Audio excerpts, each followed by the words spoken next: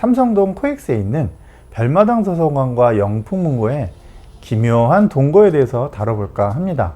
별마당 도서관이 들어온 이후로는 서점이 굉장히 축소되고 작아졌어요. 왜 그렇게 되었을지 기묘한 관계에 대해서 상세히 풀어보도록 하겠습니다.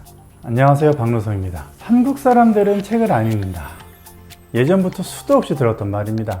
그럼에도 광화문, 종로, 강남, 잠실, 삼성, 홍대 입구, 합정 주요 상권에는 여전히 대형 서점이 존재합니다. 트렌드를 파악할 수 있기 때문일까요? 아니면 약속 시간보다 일찍 도착해서 친구를 기다릴 때 책만큼 좋은 게 없기 때문일까요? 속내를 들여다보면 그렇게 낙관적이지만은 않습니다. 시간이 지날수록 대형 서점의 출점은 늘어나고 있지만 매장 규모는 작아지고 있고요. 무엇보다 매장 내 도서의 비중이 줄어들고 있습니다. 대형 서점인 교보문고와 영풍문고의 오프라인 매장 수는 2020년 기준으로는 전국에 총 86개로 2015년 63개와 비교했을 때 약 36% 증가했습니다. 하지만 도서만 판매하는 매장은 거의 없고요. 음반이나 문구류가 매장의 절반가량 차지합니다. 예를 들어서 교보문고 합정점의 면적은 1550제곱미터로 약 469평이나 되는데요. 그 중에서 42%가량은 음반이나 문구류를 판매하는 하트릭스 매장입니다. 이는 온라인 서점과의 경쟁에서 수세에 몰린 대형 서점이 더 이상 도서 유통만으로는 수익을 내기 힘들어졌다는 것을 방증하는 지표입니다. 교보문고 한 관계자의 말을 들어보겠습니다. 책을 판매하는 것만으로는 온라인 서점과의 차별화를 이룰 수 없습니다. 고객을 오프라인 서점으로 끌어들이기 위해 복합 문화 공간으로의 변화가 필요합니다. 최근 들어 일본 사람들도 책을 읽지 않는다고 합니다. 노벨상 수상자가 무려 30여 명에 이르는 아시아 지역의 압도적인 독서 강국인 일본 역시 독서율 하락이 사회적인 이슈입니다. 일본의 국공립 사립대학생 1155명을 대상으로 하루 평균 독서 시간을 조사했더니요, 절반가량인 49.1%가 0시간이라고 답변을 했습니다. 일본의 유명 작가 히가시노 게이고가 자신의 베스트셀러 나미야 자파즘의 기적 에필로그에서 만화책만 읽는 사람도 좋아할 수 있도록 쉽게 썼다라고 밝혔을 정도입니다. 이쯤 되면 일본 번역서들이 대개 150페이지에서 200페이지 남짓에 불과하고 다양한 인고판이나 독특한 출판물을 만드는 것이 대중들의 독서를 유도하기 위한 것이 아닐까 싶습니다. 소프트웨어 측면에서 독자들을 배려하려는 일본의 노력인 거죠. 물론 하드웨어 측면에서 독자를 배려하려는 노력도 빼놓을 수가 없습니다. 여기에서 등장하는 것이 바로 츠타야 서점입니다. 츠타야 서점이 사람들의 입에 처음 오르내릴 때는 서점의 변화 정도로만 언급되었죠. 그런데 이제는 출판업과 전혀 상관없는 우리나라 일반인들도 일본 여행을 가면 꼭 한 번은 들러보는 명소가 됐습니다. 독서 교육에 관심이 많다 보니 저 역시 일본으로 종종 출장을 가곤 하는데요. 그때마다 독특한 사업 방식을 가진 두 회사가 눈길을 끌었습니다. 바로 츠타야 서점하고요, 뒤에서 따로 다루게 될 돈키호테입니다. 많은 사람들이 츠타야 서점에 주목하는 이유는 서적의 독특한 진열 방식 때문입니다. 카테고리에 따라서 서적을 진열하는 기존의 서점들과는 달리요, 츠타야 서점은 관심사를 바탕으로 서적을 진열합니다. 예를 들어서 요리 관련 코너에는 요리를 주제로 한 실용서적, 에세이, 소설, 시집 등 카테고리와는 상관없이 요리 관련 서적들이 한데 모여 있습니다. 지금은 사라진 반덴 루니스 코엑스몰점도 이러한 시도를 많이 했었죠. 사실 츠타야 서점의 방식은 장소에 대한 이 부담도 크고요, 손이 많이 갑니다. 도서를 카테고리별로 진열하지 않는다는 것만으로도 효율성은 상당히 떨어지고요, 또 서점 직원들이 책 내용을 일일이 살펴서 어떤 관심사에 맞춰서 배치해야 될지 끊임없이 고민을 해야 되기 때문이죠. 또 기획하는 관심사나 이벤트의 주제에 따라서 공간도 새롭게 구성해야 되고요, 필요할 경우에는 해당 분야의 출판사와 협업도 해야 합니다.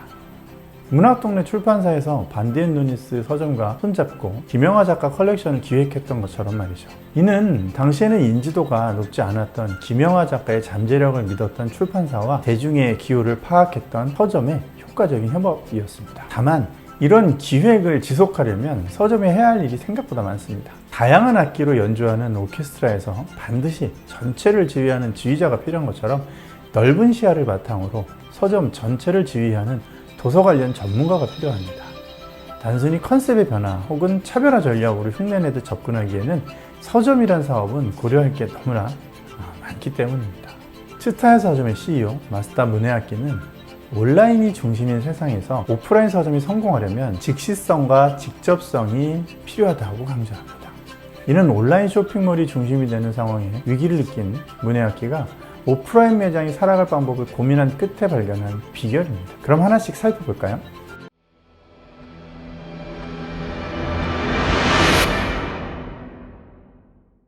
첫째, 즉시성입니다. 온라인 서점의 경우 코로나19 사태 이후 비대면 서비스가 강화되면서 당일 배송 서비스는 확대되고 있지만 온라인상에서 클릭한 상품을 그 자리에서 바로 가져갈 수는 없습니다. 즉 배송 기간이 아무리 짧아도 기다리는 시간이 발생하는 거죠.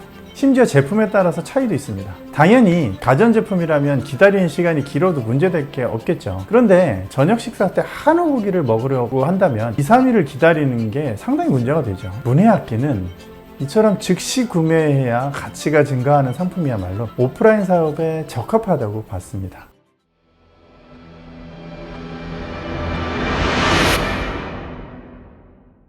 둘째, 직접성입니다. 온라인 서점에 책이 아무리 많아도요, 어마어마한 책의 장벽을 직접 마주했을 때 느끼는 벅찬 감동을 전달하기는 어렵습니다. 그래서 책을 사 모으는 사람들도 있는 것이겠죠. 책을 사 모으는 사람들한테 구입한 책을 읽느냐고 물어보면 꼭 그렇지만은 않다라고 대답합니다. 그리고는 서점에서 책을 고르고 또 구입해서 책장에 꽂아두는 것만으로도 지적인 공백을 메우는 것 같다고 말합니다. 드넓은 벽면을 가득 메운 막대한 양의 책들에게 압도당하는 기쁨이 강렬하고 포근해서 책을 모으는 것이라고 말이죠. 요즘은 모든 사람들이 온라인상에서 필요한 걸 구매하는 것 같지만 반드시 그렇지만도 않습니다. 즉시성과 직접성 때문이죠. 즉시성을 경쟁력으로 삼는 대표적인 사업이 바로 편의점입니다. 편의점은 필요한 상품을 집 근처에서 1년 365일 24시간 내내 즉시 손에 넣을 수 있습니다. 그래서 많은 사람들이 슈퍼마켓이 아닌 편의점을 찾는 거죠. 직접성을 경쟁력으로 삼고 있는 대표적인 것은 거대 쇼핑몰인 신세계그룹의 스타필드입니다. 압도적인 양의 상품들이 자랑하는 매력이 고객의 발길을 끄는 거죠. 코로나19 사태와 모바일 커머스의 약진이라는 새로운 트렌드로 인해서 고통받고 있는 오프라인 매장들 중에서도 편의점과 거대 쇼핑몰의 성장세는 꺾인 적이 없습니다. 이렇듯 즉시성과 직접성이야말로 오프라인 매장이 온라인 쇼핑몰에 대해서 가질 수 있는 경쟁력이죠. 그렇다면 편의점과 거대 쇼핑몰만으로 사람들이 정말 충분한 만족을 느낄 수 있을까요? 물론 충분하다고 보기는 어렵습니다. 그래서 편안함도 고려해야 합니다. 이게 바로 세 번째이죠.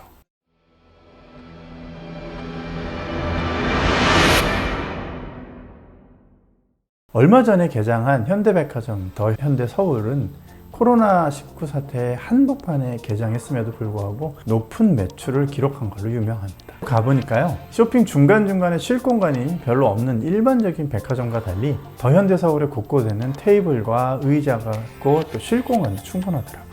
백화점 내부에서도 랜드마크가 될 법한 공간인 5층 사운드 포레스트는 유모차를 동반하는 고객도 장소에 구애받지 않고 쉴 수 있을 정도인 약 1,000평 규모의 널찍한 공간입니다. 게다가 층별 동선 너비도 최대 8m 정도라서 유모차 8대가 동시에 움직일 수 있는 거리 확보도 가능하죠. 밀도 높은 쇼핑 공간 대신에 자연과 넉넉한 공간을 강조한 겁니다. 이를 두고 현대백화점 홍보실장인 김준영 상무는 다음과 같이 말했습니다. 매장 공간을 줄여 연매출 2천억 원을 포기한 셈이지만 단기적인 매출보다도 장기적인 관점에서 고객이 편안하게 방문해서 쉴 수 있는 공간을 만들고자 했습니다. 이처럼 편안함을 강조한 더 현대서울 덕분에 현대백화점의 매출은 전년보다 약 14.5%가량 상승했습니다. 오늘날의 수많은 데이터는 신호와 소음으로 섞여 있습니다. 따라서 소음처럼 쏟아지는 방대한 정보 속에서 자신에게 필요한 신호를 캐치할 수 있어야 하죠. 제품도 마찬가지입니다. 경쟁적으로 돌아가는 대량 생산 시스템 덕분에 시장에는 많은 제품들이 넘쳐나고 있고요. 소비자들은 그 중에서 자신들에게 필요한 제품을 찾아낼 수 있어야 합니다. 그래서 내가 원하는 제품을 더 잘 찾을 수 있도록 도와주는 기업이 살아남는 거죠. 이처럼 이제는 소비자에게 한 발 더 다가서야 합니다.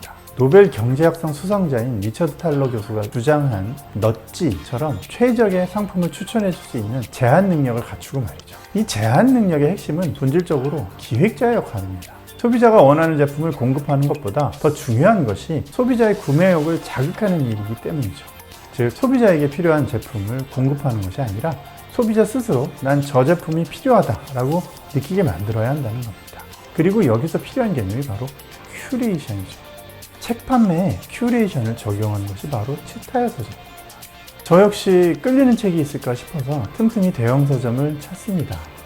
하지만 도서 카테고리로만 구분되어 있는 대부분의 서점 진열 방식으로는 끌리는 책, 나에게 필요한 책 이런 걸 찾기가 굉장히 어렵습니다. 책을 제한하기보다 말 그대로 진열하고 있기 때문이죠. 그러다 보니까 눈에 띄는 책은 대부분 광고하는 책입니다. 즉 원하지 않는 책을 구매할 가능성이 높아지는 거죠. 치타야 서점은 차별화의 기회를 여기서 찾았습니다. 서점이라는 공간을 책만 파는 곳이 아니라 라이프 스타일을 제안하는 것으로 다시 정의한 거죠. 서점을 막연히 찾는 사람들에게 이런 라이프 스타일은 어때? 라고 제안을 책의 카테고리를 뛰어넘어서 횡적으로 연결시켜주는 겁니다. 때문에 그 제안에 적합한 음악이나 영화도 함께 팔 수 있는 거죠. 물론 그러한 제안에 따라 치타야는 서점 공간을 다시 구성합니다. 치타야 서점의 이런 전략은 단순한 차별화나 얕은 컨셉에서 나온 것이 아닙니다. 빠르게 변화하는 소비자들의 욕구에 맞춰서 회사의 관점과 구조를 혁신시킬 전략을 먼저 설정하고 나니까 소비자에게 시작되어야 한다는 전술이 실타래처럼 필연적으로 따라 나온 겁니다. 서점은 공간 사업입니다. 더 많은 수익을 내야 하기 때문에 공간의 효율성이 무엇보다 중요합니다. 하지만 이것이 사업의 목적이 돼서는 곤란합니다. 공간을 아무리 효율적으로 설계해도 소비자의 눈에는 예스24나 아마존 같은 온라인 서점보다 부족할 수밖에 없기 때문이죠. 여기서 우리가 주목해야 할 점이 하나 있습니다. 많은 기업들이 범하는 오류죠. 예를 들어서 경쟁자를 의식해서 차별화를 마케팅의 시작점으로 잡다 보니 극복할 수 없는 한계를 전략으로 삼게 되는 겁니다.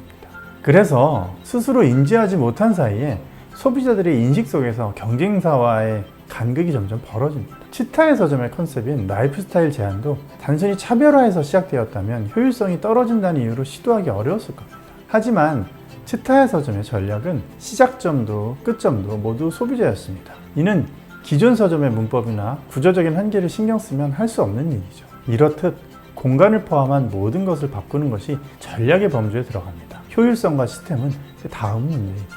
소비자로부터 생각해 보니까 이 전략은 아이디어가 아니라 마땅히 그래야 하는 자연스러움이었습니다. 치타야 서점의 CEO 마쓰다 무네야키의 말입니다. 다음 시간에는 독특한 사업 방식으로 눈길을 끈 또 하나의 회사 돈키호테에 대해서 말씀드리겠습니다. 감사합니다.